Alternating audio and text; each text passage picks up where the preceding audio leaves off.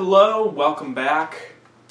I've talked about Todd Rundgren a couple times on this channel, but I don't think I've ever really described what it is that draws me to his music. One of the major things for me is that he does both sides of what I value in music. He makes really good melodies. You know, he made some of the greatest pop music of the 70s in my book.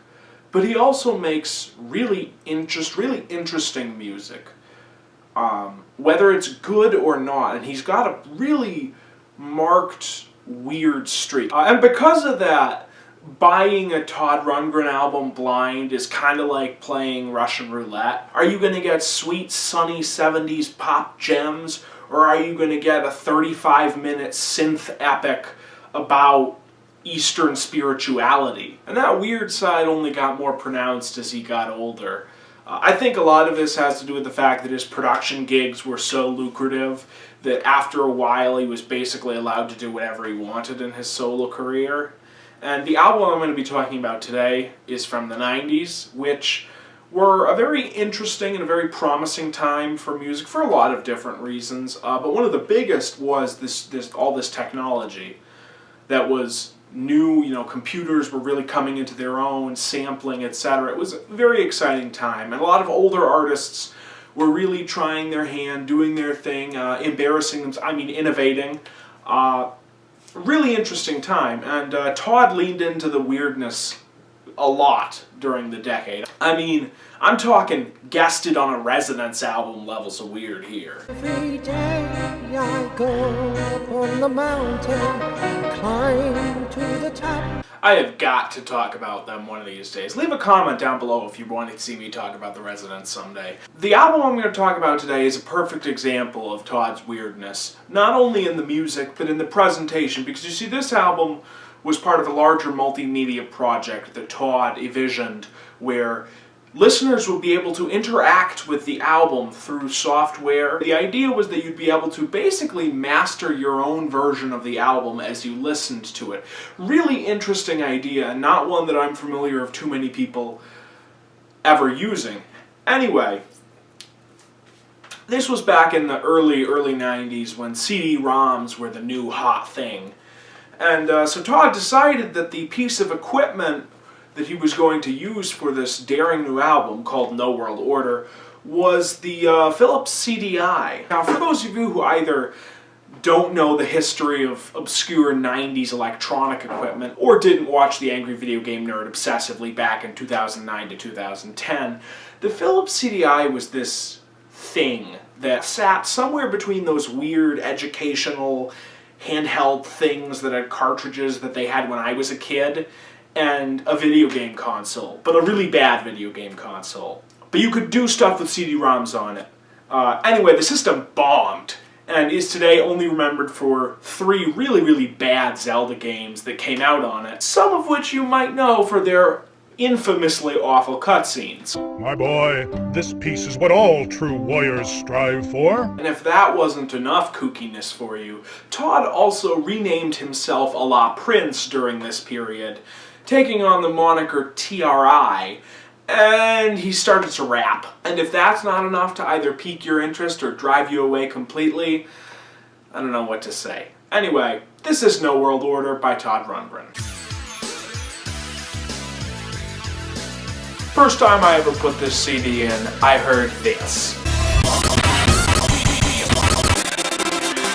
And you can imagine I was like, I spent 85 cents on this better not be broken. But as it turns out, that's the way this album is supposed to start.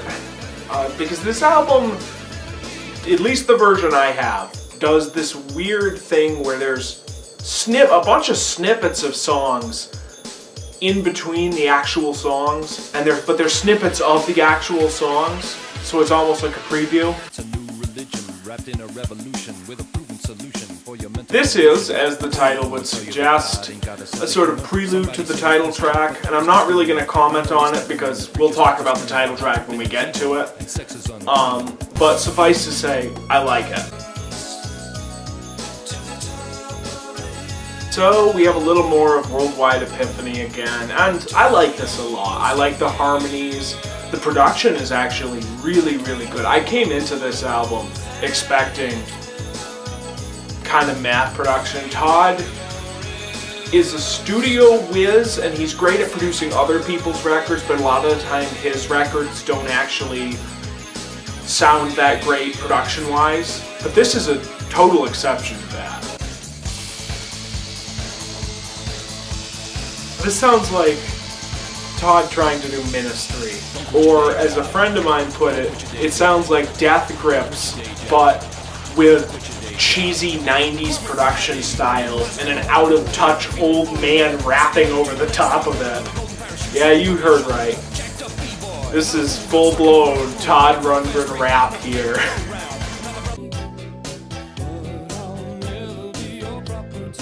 Oh my god, that's the Billie Jean riff. Or is it Smooth Criminal? I can't tell. It sounds like a Michael Jackson riff. That's what I'm trying to say here. But in spite of that, I do like this track.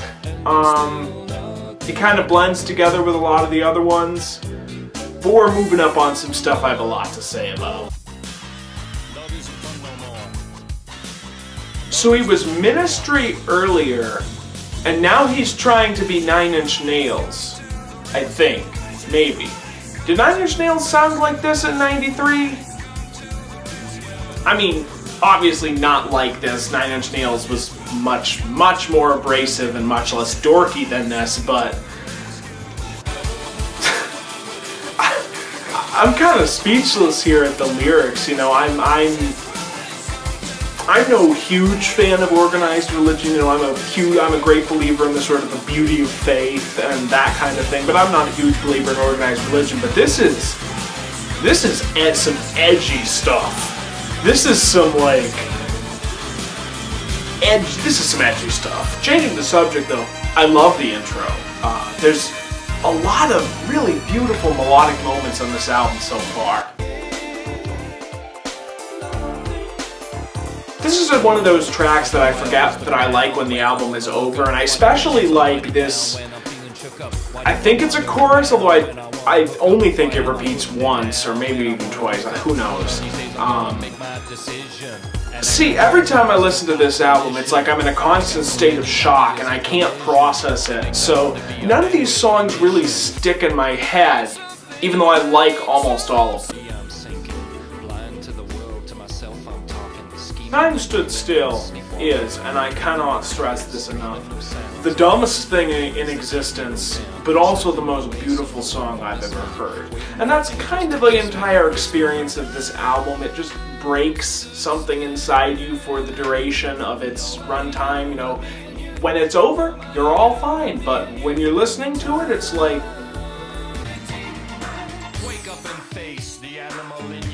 I'm not really in love with this track, but I think it's pretty good. I like the synth work here, as on most of the album. Reminds me a lot of like old school computer games and like some stuff I played on the PS1 when I was younger, etc. Stuff like that. Let me tell you about the New World Order. Not the kind that make. And now we finally arrived. My favorite song on the album, the title track. After that intro that we've heard a million times already on this album. It goes into, finally, what was hinted on, I think, like track 2 or 3. And it's probably, if I were going to save one song from this entire project, it would be the title track. Yeah, the talk rapping is weird and bad, and it's transparently obvious that this is an out-of-touch, middle-aged man doing this because this is what the kids do nowadays.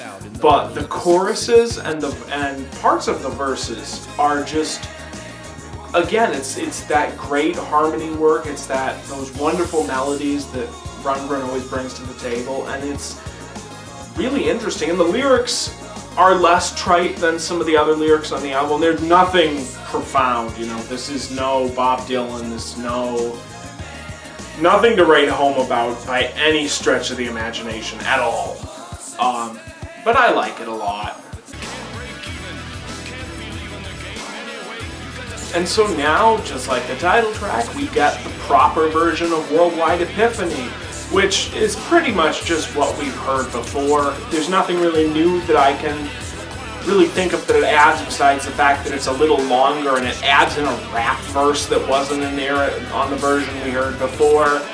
Answers to questions I don't even know. This is the light I stand in. Surprise, surprise, it's time stood still again. And it doesn't even last a minute.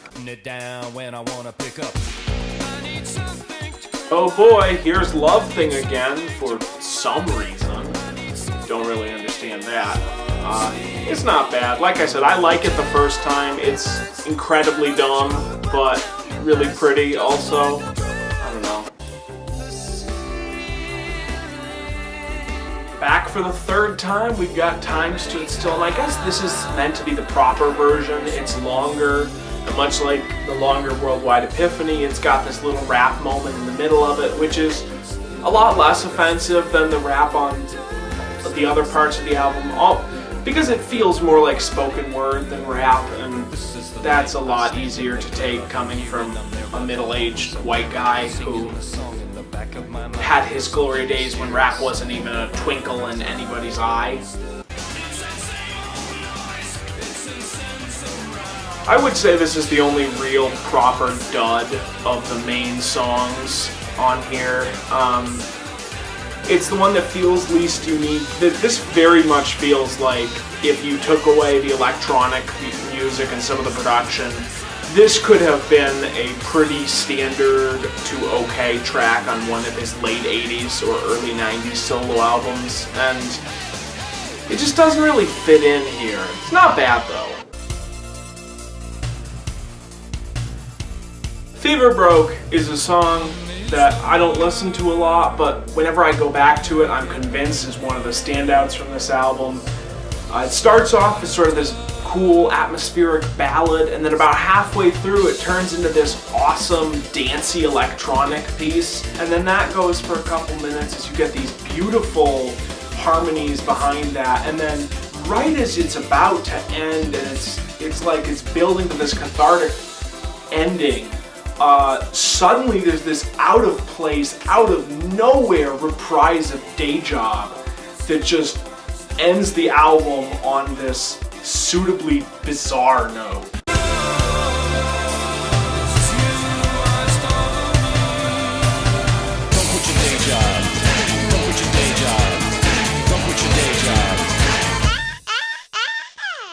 This is one of those albums where, like, I'm convinced that for the entire time you listen to this, you're just like in a state of shock, you know, because this is just, it's such a WTF album. Like, if I had continued that series and not just stopped it after the Miles Davis review, this would definitely have been one of the albums I did. This, because this is just, there's just so much going on here, you know, the 90s cheese, the rap, the electronic stuff, the rap, and it's such a strange experience. I played this album to someone who said when about halfway through it, he said, this album finished music.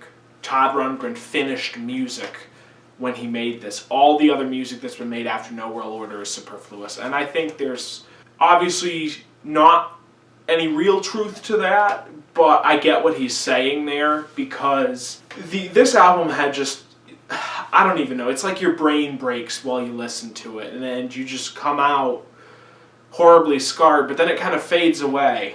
It's an incredibly strange album. It's sort of this monument to just sheer WTF, and when I listened to this the first time, I was really genuinely surprised that this isn't one of the icons of, like, bad WTF albums. And the album's not really bad, but I don't think it's mediocre either, primarily because I remember a lot of it. And for me, mediocrity in music is pretty much synonymous with forgettability. You know, if something's inoffensive but I forget it, it's mediocre.